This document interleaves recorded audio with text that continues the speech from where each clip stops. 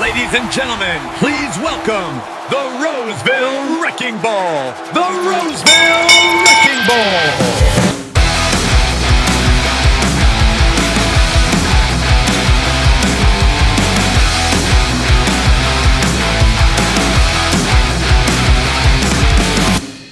Joshua Shrum.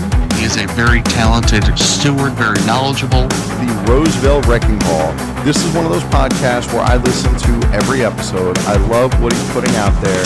The Roseville Wrecking Ball. Josh Shrum. Parcels of Knowledge.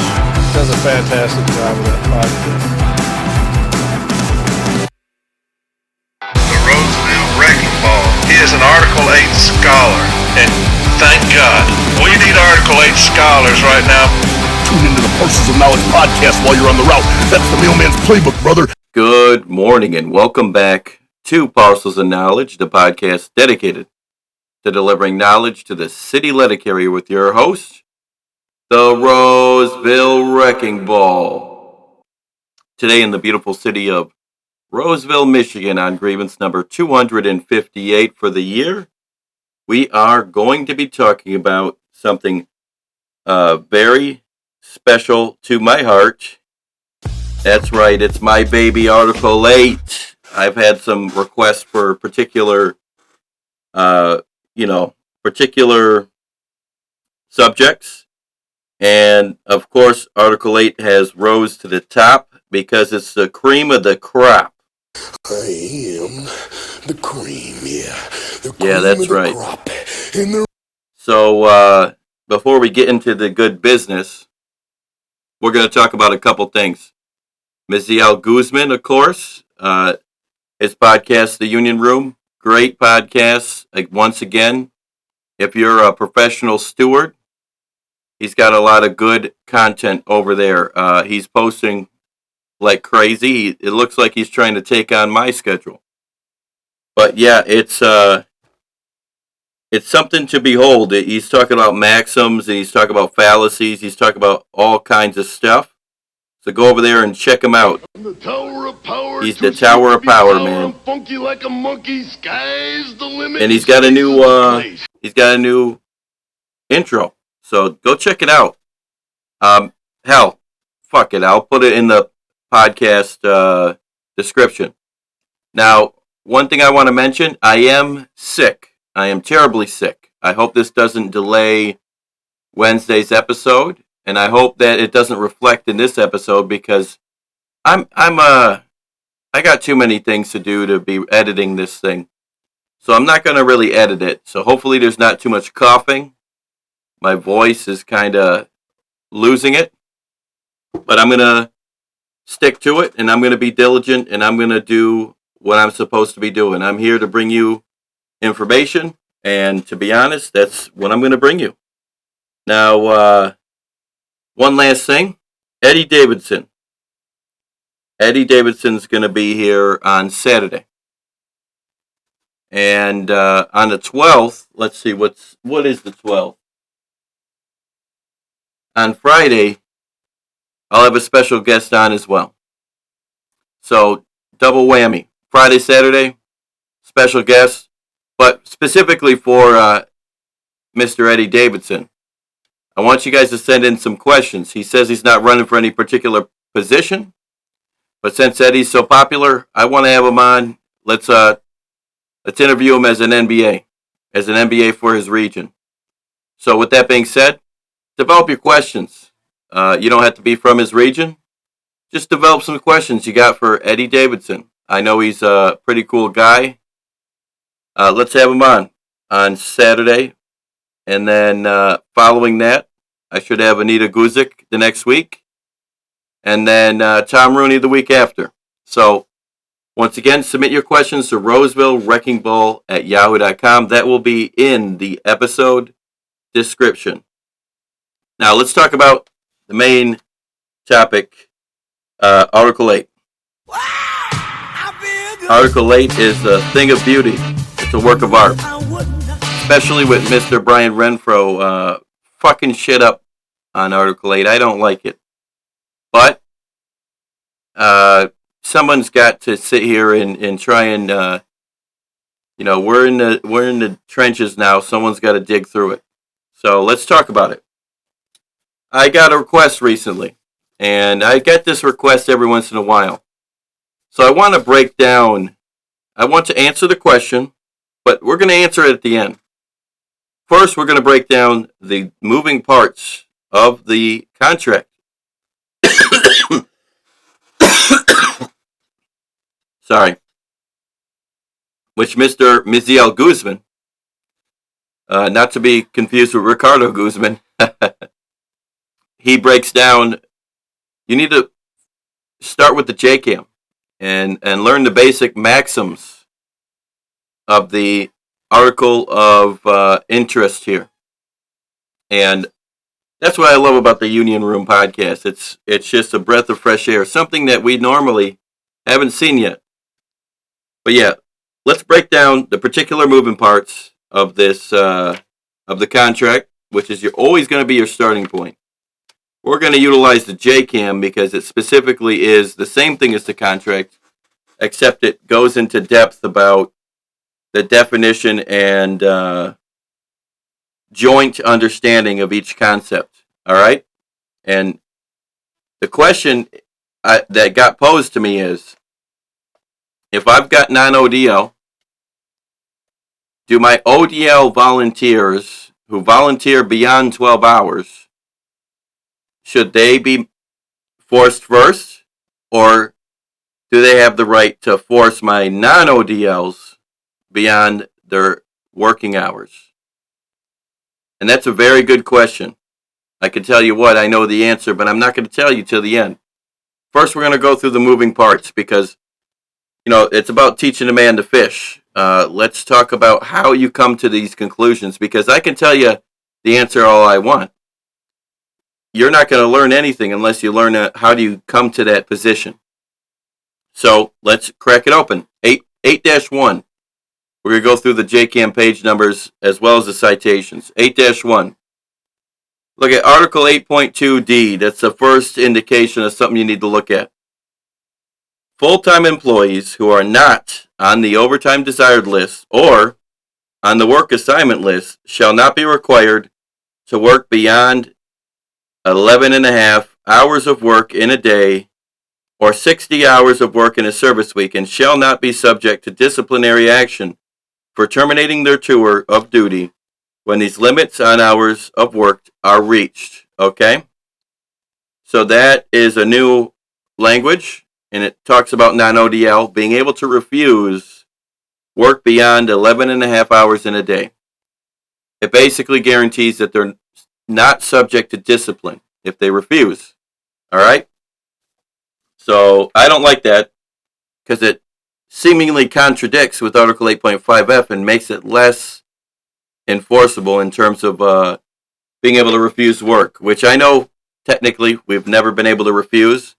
But if they force us beyond the limits of 8.5F, it's always been a grievance. So this becomes a little bit difficult to understand. All right. Section, that was, 8.2D.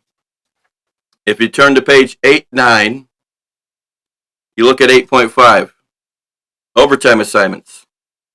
When needed, overtime work for full-time employees shall be scheduled among qualified employees doing similar work in the work location where the employees regularly work in accordance with the following. So this is just the preamble.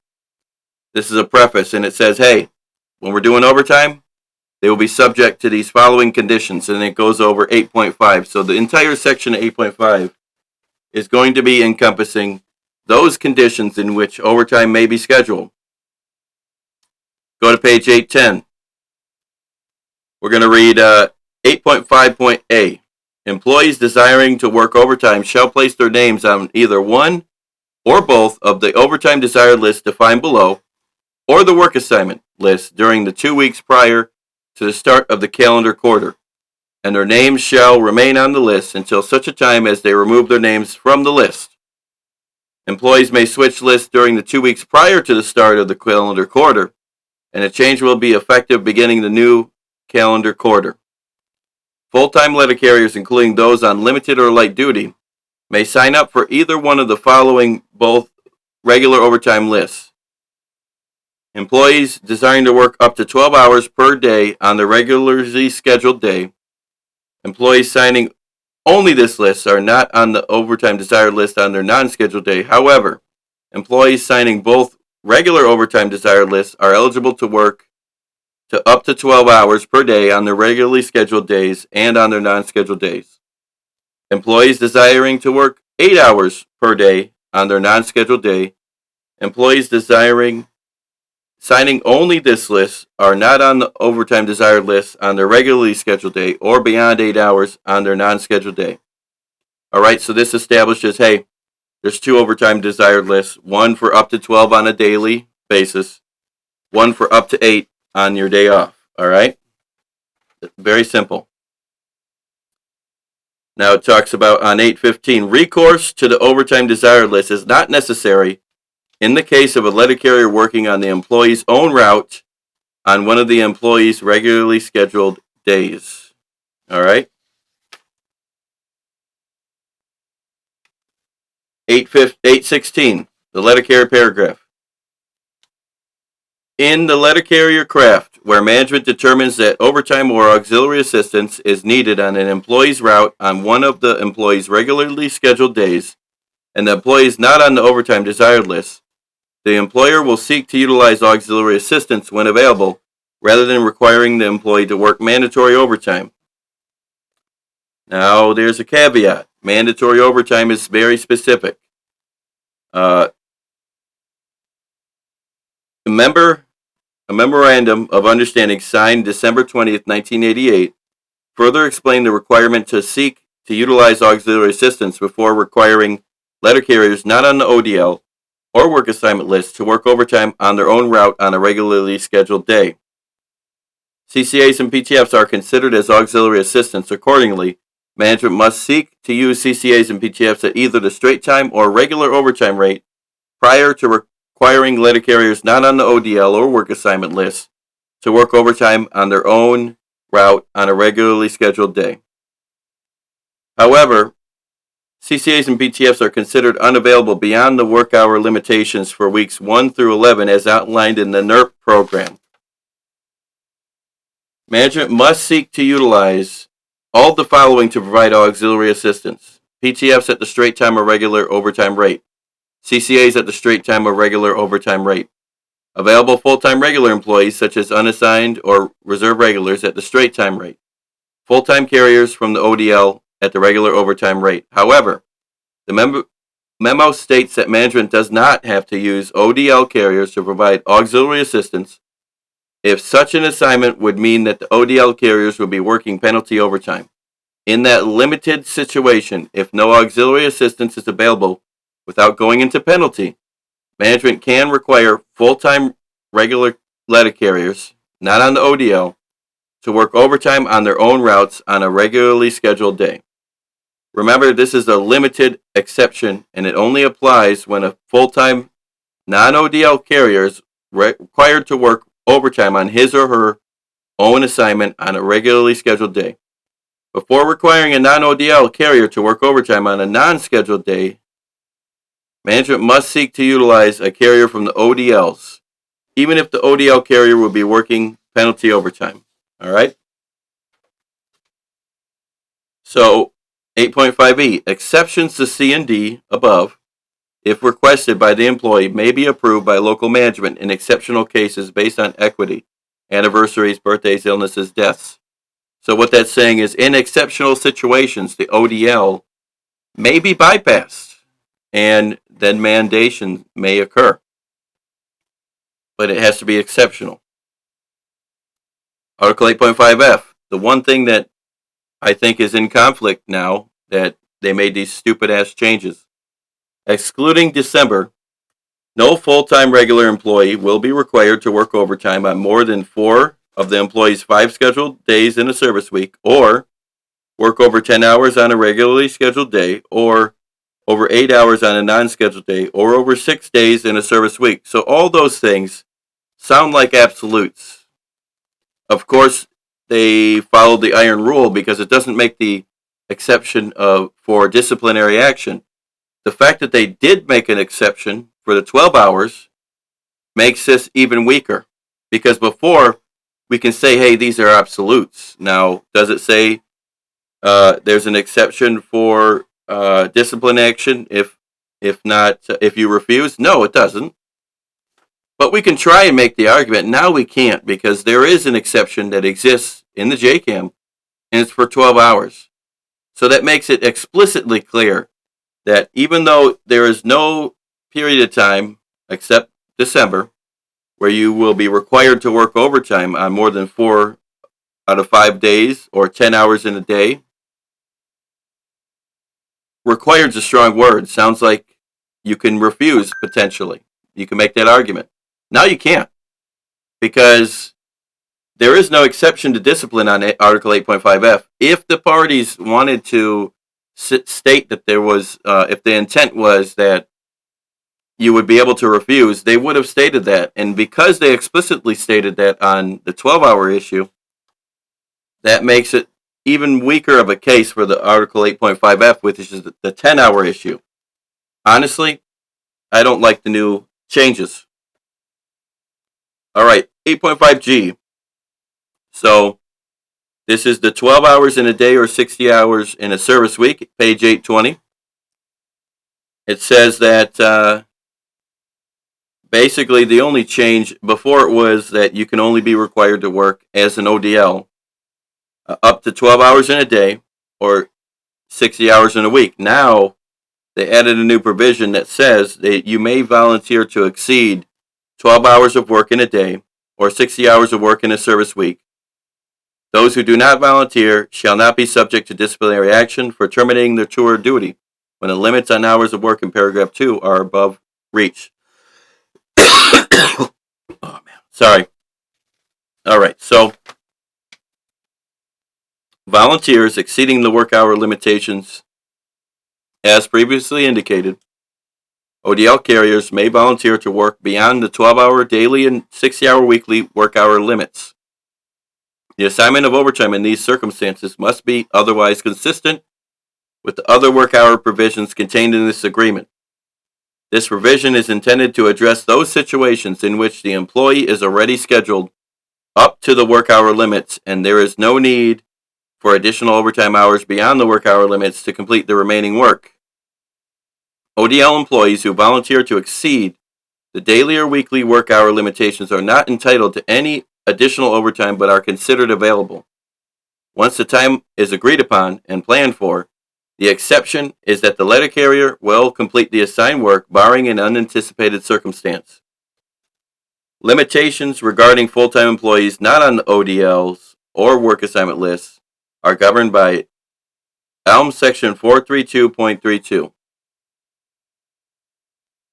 All right, so let's move on. So with that all being said, it seems like the question is not quite answered because there's some conflicting information. It all depends on what status everybody is in terms of overtime status. It all depends on what their indication is on the list. But there is one clarification, unfortunately, that Article 19 incorporates. M documents are memos. And if they have two signatures, which this one particularly does, they become very binding documents. If you look at M document 2011, it's Article 8 Q&As about the new changes. Go to question 13. The question posed is, if ODL letter carriers volunteer to work beyond 12 hours in a day or 60 hours in a service week, must they be utilized for the volunteered amount of time prior to requiring those who are not on the ODL to work overtime? That's exactly the question posed to me. The answer is no. Article 8.5.G states that full-time employees not on the overtime desired list may be required to work overtime only if all available employees on the overtime desired list have been worked up to 12 hours in a day or 60 hours in a service week. Volunteering to work beyond 12 hours in a day and or 60 hours in a service week does not change this requirement, nor does it create any entitlement or obligation to work beyond those hours. So unfortunately, Brian put it to us. He said, fuck your concerns. The non-ODL will be mandated, even if we have ODL volunteers. But this does not set the issue to rest. So far, with all information included, I would suggest that the answer is, if a ODL carrier is in a penalty status, non-ODLs may be worked up to 10 on their own route. If it's off of their assignment, ODLs must be worked up to 12 first. Now, Article 8.5F does stipulate that in no situation should a regular employee not on the ODL, other than December, should they work beyond 10 hours in a day. So with that conflict between the different languages, I would say in isolation, you might say that they have the ability to force a non-ODL up to 12, if all ODL is up to 12. But there's not actually isolation. It's not the only language that would come into play here. Article 8.5F does stipulate that in no situation may non-ODL work beyond 10 in a day. If you incorporate Article 19 with the M39, mutual respect, the fact that the national agreement sets out the basic rules and rights governing management and the employees in their dealings with each other, but it's a frontline manager who controls management's attempt to maintain an atmosphere between employer and employee which assures mutual respect for each other's rights and responsibilities. All right? And then you also incorporate M1492, which is the NALC USPS Joint Statement of Expectations. 3 points actually are relevant. We will make every effort to establish and maintain a more constructive and cooperative working relationship between union management at all levels of the organization by promoting integrity, professionalism, and fairness in our dealings with each other. We will work together to prevent contract violations through communication, training, and good faith efforts to anticipate workplace problems and resolve disputes in a timely manner. We are committed to mutual and joint efforts to improve the workplace environment and to improve the overall performance of the Postal Service.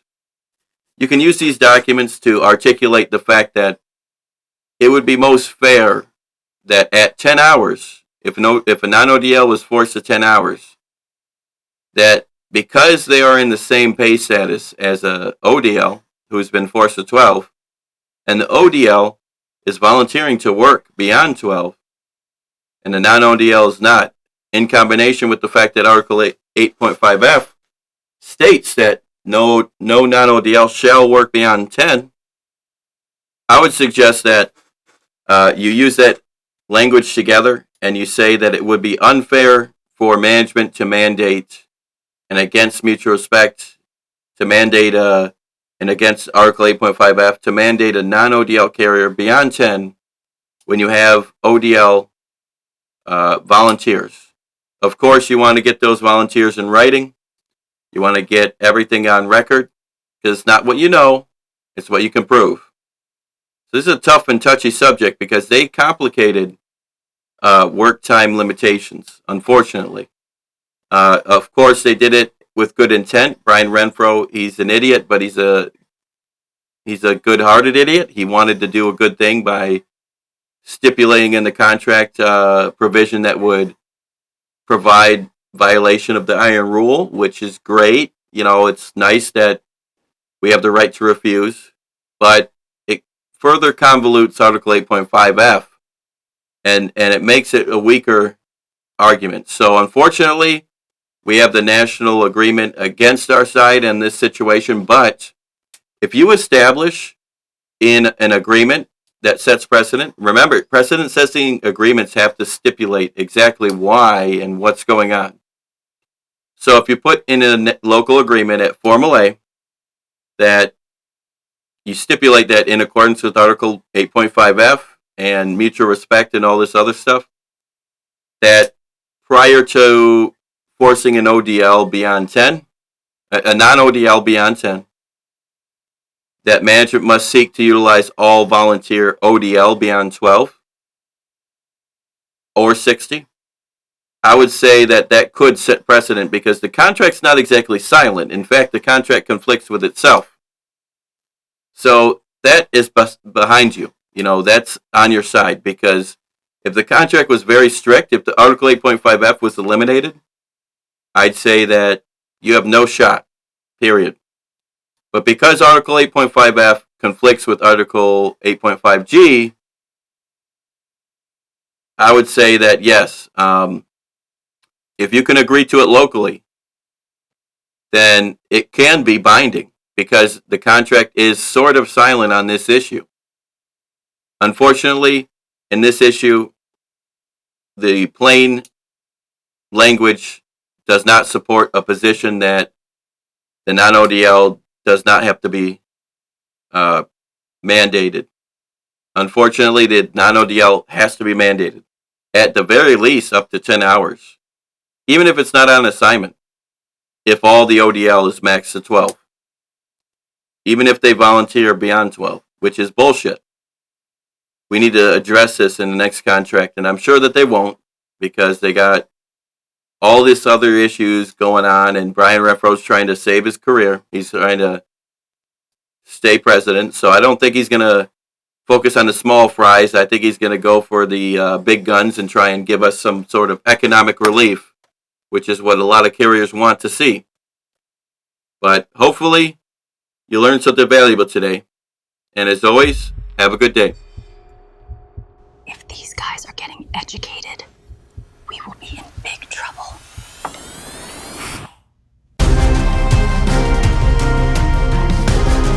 Management's been weighing you down like a bag of wet catalogs, but you don't gotta take it. You strap on the elbow of education, dig it?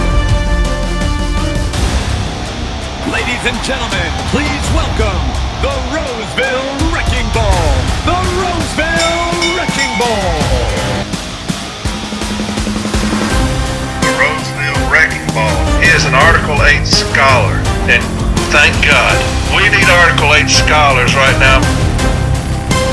The grievous genius, the Roseville Wrecking Ball, doing amazing work. Tune into the Parcels of Knowledge podcast while you're on the route. That's the mailman's playbook, brother.